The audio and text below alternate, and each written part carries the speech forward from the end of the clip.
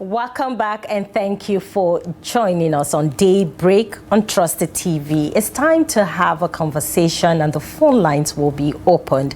And today we're looking back at a dark but instructive chapter in Nigeria's recent history, the 2025 attempted coup plot, and asking the question, what lessons can we draw from as a nation? Now, Nigerians' history is no stranger to military intervention since independence in 1960. The country has experienced a series of coups, starting with the 1966 coup that overthrew the First Republic. That year, Major Chukwuma Kaduna Nziogo led a group of young officers in a military takeover that set the stage for decades of political instability. Now, subsequent coups followed in 1975, 1983, 1985, and the infamous abortive coup of 1990, each leaving deep scars on governance, civil-military relations, and national trust. Now, even after Nigeria returned to democracy in 1999, the shadow of coups has lingered. The attempted military intervention in 2025 reminded us that the stability of our democracy is never guaranteed and that vigilance, institutional reforms, and a committed civil-military relationship are essential. Now, today we want to hear from you, our viewers and listeners as well. What lessons should Nigeria take from the 2025 coup plot? How can we strengthen our democracy, prevent further attempts, and ensure that the military remains professional and accountable to the Constitution? Call us in and share your thoughts. The phone lines are displayed on your screen. You can also send in your WhatsApp messages, and it will be read live here. Please, as the rule of engagement before you call, turn down the audio of your TV set, and also, you can stay a bit far away from any equipment that would interfere with your call, so we can have these conversations clearly and we can also hear you clearly. Now, however, remember we had this conversation last year when the whole rumor came up about, the alleged coup. And the government denied and said, oh, no, it had nothing to do with that. And then we also saw, the change of service chief, and, it was linked to that as well. And then coming back now to this year, we're getting a fresh report stating that, a number of officers have been, have been, what should be the right word now to use? Very good, found guilty for an alleged coup. But we have Shetima on the line, and when we come back, I want to hear your view concerning, this topic. Hello, good morning, Shetima. Thank you for calling in this morning. Good morning, Maimuna, Bagudu. How was this dusty weather? Well, managing. Thank you. Well done. Hauwa, good morning. Good morning, Shetima. Thank you for joining us this morning. Good morning, Trust TV family. Good morning, Abuja. Good morning, Maiduguri. This is Shetima Yakutima calling from Maiduguri. There is a lot of lessons to learn. If I told the politicians they have a learning phase. Why did I say so? Because they are the one that inviting the military coup. As I know, Nigerians are patient, as well as, military of Nigeria, they are part and parcel of the society. I know they come out from the society of Nigeria. That is why they are also patient too. If not because this experience that we experienced in few years back, it is enough to take over the government. Why did I say so? People are suffering. You see, security issue has become common things everywhere, all across the country. So in such a situation whereby people are swimming in the ocean of suffering, famine everywhere, people are suffering, hungry everywhere, no qualitative education, no health, the no is uncountable, we cannot count them. People are playing with the political government. They are saying they are running an administration. It's very unfortunate. Politicians have to open their eyes. They have to wake up. if at all they want to prevent the further, attempt or occurrence, I can say. What pushed them out is the prayers of Nigerians, because everyone knows, like we have a small age, we have seen the military government in the past. Even though, if you can wage the achievement of military government in Nigeria is far ahead than achievement of that democratic government. This is obvious. People are just using some words to cover off. They say in military government, you don't have freedom. What freedom are you talking about if you're hungry? Is there any slavery that's more than hungry? You don't have something to eat. You don't have financial, economic power to pay for the school fee of your children. You cannot pull your car and run it to the direction that you want to go. In a country where you are traveling, you cannot break a journey. If you see a shade, you sit down and take your break and sip your juice and continue with your journey, and your car engine will have rest. We know in this country, when the time whereby if you are traveling, you see a shade, you park, you bring your mat out, you sit down with your family and eat and sip your juice, and you allow your engine to cool down, then you proceed with your journey. If there is any privilege now to do that? No, I know answer is no. You can travel even at night. You drive your car, go everywhere. I know when I start my primary education, the same military government give me pre-exercise boots, pre-test boots. If we close school in the boarding school when we are in secondary school, transport money was there. They give you transport money to transport yourself back to your destination. All these privileges have been steamed. And that thing they render, the wealth of the country is not up to this time. We know how Nigeria is getting now. We know how strong economically Nigeria is and how much money they have. But now people are suffering. People are hungry. 3 square million become difficult. With small changes, when I was in primary school, I used to go cooperative to shop, to buy things that I will eat in the school. Foreign things. But now what is happening? All these privileges have been seen. You see, a lot of things. Look at our pensioners. They cannot pay them on time, and the money is meager. They have to wake up, do something about it. But we are praying for the betterness of our country. We have no country than Nigeria. We are praying for the betterness and for the restore of the peace of our country. Thank you so much and have a nice day. Calling in and joining the conversation this morning. Hauwa, I want to hear from you.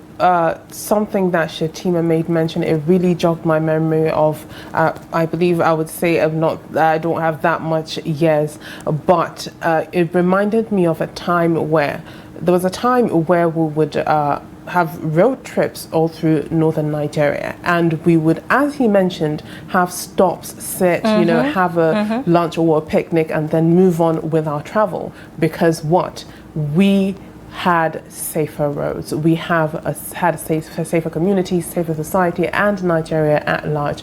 But talking about this foiled attempted coup in 2025, it is one thing to understand, especially people in government and our leaders, people in power, is that whatever you are doing, it is scrutinized, it is looked at, and accountability is key, because at the end of the day, if you don't take Nigeria or Nigerians to the promised land, someone will interject and show that if you cannot do it, we will take them to the promised land. But absolutely. We have another caller on the line. Hello, good morning. Thank you for calling in. What's your name and where are you calling from? Okay, please do well to call us back in and join the conversation. The phone lines are open and you can also send in your WhatsApp a message. Let's have this conversation. I love the word you use, interject. I mean, the government needs to understand what, or also talking about, part of the lessons that the government should, draw from this. But then we have another caller on the line. Hello, good morning. Thank you for calling in. What's your name and where you're calling from? Good morning. My name is Saifullah Zangina Kademi, calling from Kano. Thank you for calling in. Saifullah. Go ahead with your thoughts. Good morning, all. The lesson that the Nigerian government need to learn from the attempted coup that was attempted by some militaries is a lot of Nigeria doesn't have trust in government. If you look at the nature and the way the country is moving, it's so disheartening to the extent that things are devastating, things are going wrong, things are going not the way that they are supposed to go. Look at the issue of insecurity. There is tremendous decline in security across the country, in near and crannies of the country. Look at the issue of unemployment. Look at the issue of our educational sector. Go to health sector. Look at the indices there. So it is high time for all relevant stakeholders and Nigerian leaders to go back to the drawing board and do the needful. Otherwise, the attempted coup by some military generals will continue to occur in near future because things are going wrong and these leaders, they are not ready for the masses. All they know is their pocket, their family, their welfare and their priority. And it is at this time that I'm calling the Nigerian government and other relevant and security agencies that they should do the needful. This is just the lasting solution for an attempted coup. Otherwise, the military personnel and other Nigerians will continue to pray for this to happen in future, because if you look at the way Nigerians are suffering, people are in abject poverty. People cannot eat 3 times. Besides that, as soon as you open TBC News, media station, you will see kidnapping, coup, massive attack, banditry, this and that, this and that. So all this problem is so disheartening. It is high time for all the relevant stakeholders and Nigerian government, as well as our leaders, to go back to the drawing board and do the needful. If they do the needful, nobody will attempt to even make an attempt to make a coup. But this is a sign of Polish leadership. That is why people are angry. People are even praying for such things to happen. And when you come to the military sector, look at how these military men are being killed in seconds in Nigeria. Nobody cares to take care of their family, their relatives, their welfare. They are left in a bush, in a remote areas, and these people are not paid the way they are supposed to be paid. They were just given a certain amount, and at times, it happens that one of the military personnel has an accident. Maybe he has lost one of his anatomical part. You will realize that the government will never compensate him. They will leave him. If somebody dies in the battlefield, they will take care of his family. As such, most of the military personnel doesn't have patriotism of the country. They just allow things to go the way it is supposed to go because their entitlement, their benefit is not being reciprocated. Thank you very much. My name is Adamu, calling from Kano. Thank you for calling in and joining the conversation. Hauwa, I want to hammer on trust. When there is no trust between the government and the people, you would find out that, you know, the relationship goes south.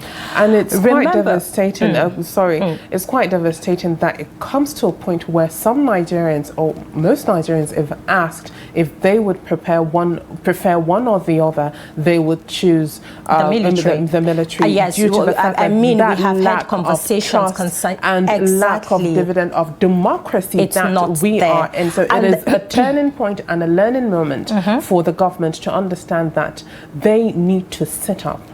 Absolutely. And then when you create a system whereby, you know, the people are not seeing improvement in their lives, jobs are not being created, the insecurity issues keep, you know, coming up every day. People can no longer afford the basic things that they need to survive. Like you rightly said, you give, you know, room for interjection at the end of the day. But then we have another caller on the line. Hello, good morning. Thank you for calling in. What's your name and where are you calling from? Hello. Hello, good morning.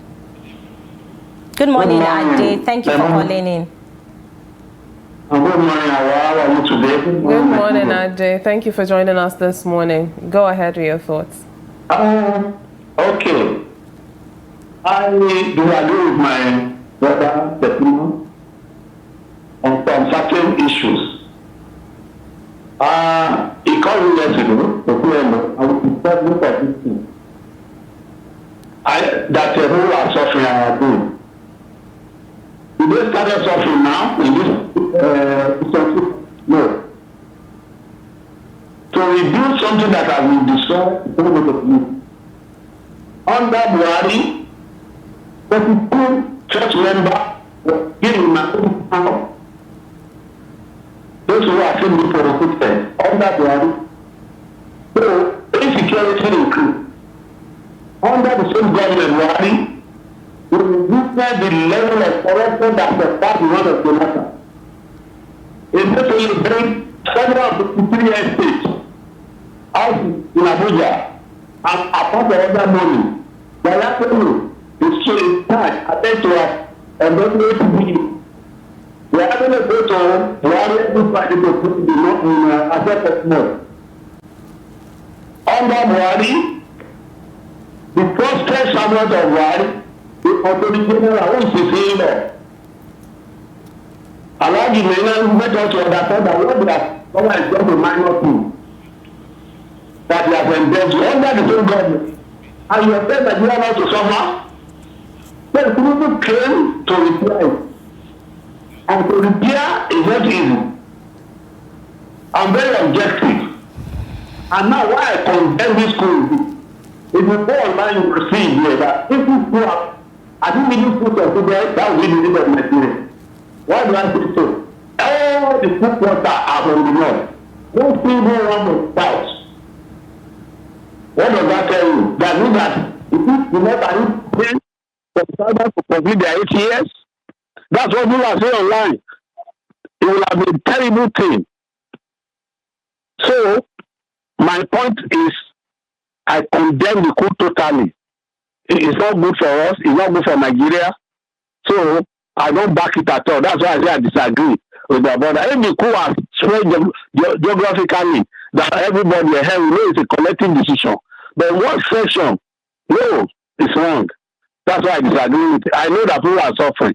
Even when Setima come here, he told me that some people, the way they are suffering, the level of suffering is high. I didn't know. Because it's there, he's the one that know. So, which I feel sorry about that. But something has been going on for long. So let's condemn this thing. It's not a good thing. That's my own. God bless my country, Nigeria. Nigeria, black country. Thank you, Ade, for calling in and Ade. joining the conversation. However, I still want to, you know, stamp on trust, because when you have, you know, this good trust and there's a good relationship between the government and the people, you get to find out that, you know, information conversations, you know, are being clear at the end of the day. I remembered when this report came out last year, it was strongly downplayed by the Nigerian military and also the debunked. Debunked, absolutely, you know, by the federal government and the Nigerian military. And then, you know, in giving these informations, according to the report, it was stated that, you know, some civilians were also, you know, part of this coup. We want to know, the plot. We want to know who are their sponsors when it comes, you know, to the civilian aspect. We also want to know, I mean, the government should be able to give us this information. I believe we are going to get that in due course when it goes to court and when they are being tried as well. But absolutely. Let us take but then we have some WhatsApp messages this morning. We have one from Nandi Bete. It says, "Good morning, Trust TV. We're yet to get details of the alleged coup plot. Be that as it may, Nigerians are acquainted with factors that have led to coups and attempted coups in the past. Those in positions of power should have learned from history. When there is good governance, coups may not be contemplated. This all one can say for now before being accused of being an accessory to the facts of the present alleged coup." Thank you, Nandi Bete, for sending in your WhatsApp message. All right, next up we have a message from Usman Santara Kibeti from Jamaica in Yola, and he says, "Good morning, Hauwa, Kiyawa and Maimuna.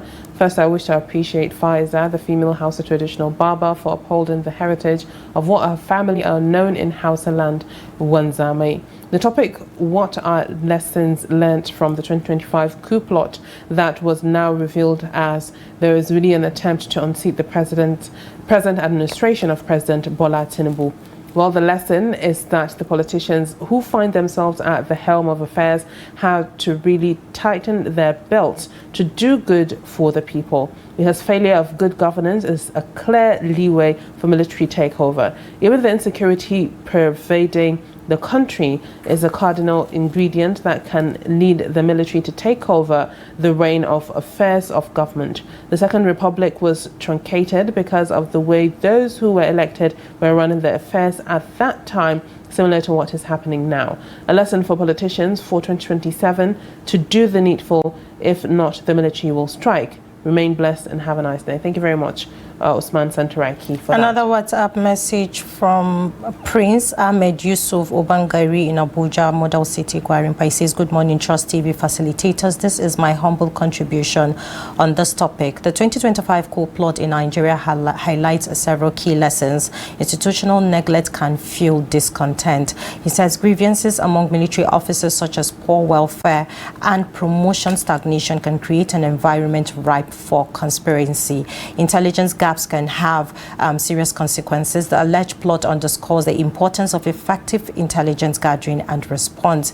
He also said democracy requires accountability and transparency. The incident emphasizes the need for addressing underlying issues and ensuring accountability within the military and government. And lastly, social media can amplify unverified claims. The rapid spread of information online can fuel public anxiety and speculation, highlighting the importance of a verified report. Thank you, Prince Ahmed Yusuf Obangari in Abuja, for sending in your WhatsApp message. I believe we have another caller on the line. Hello, good morning. Thank you for calling in. What's your name and where are you calling from? Hello, good morning. Good morning. Good morning. My name is Ahmed Baba from Makodi, Benue State. Thank you for calling in, Ahmed Baba. Go ahead, your Thank you. I come this way because I'm an air service. I served in the military during the war. And today I know what I'm feeling.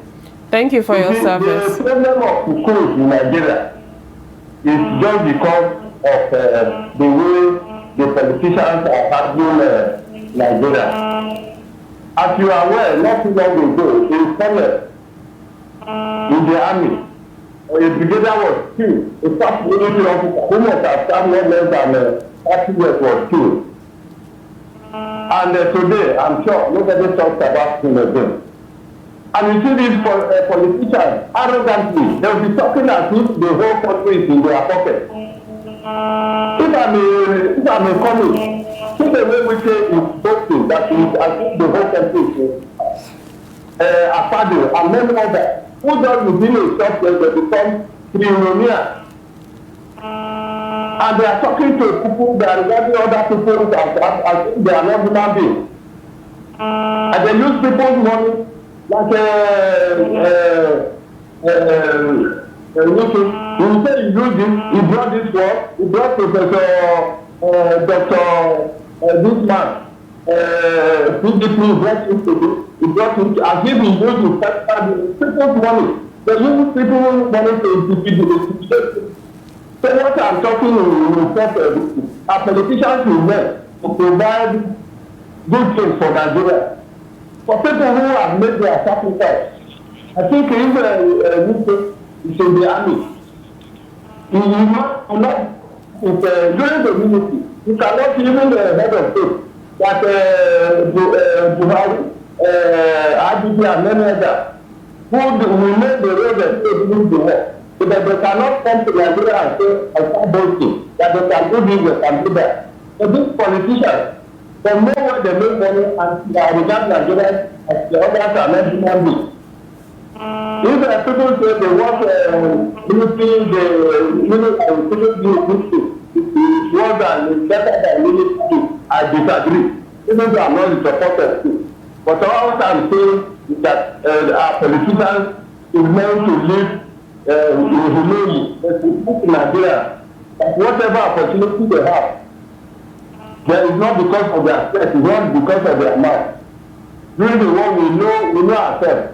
So they should do a private good job. So then Nigeria cannot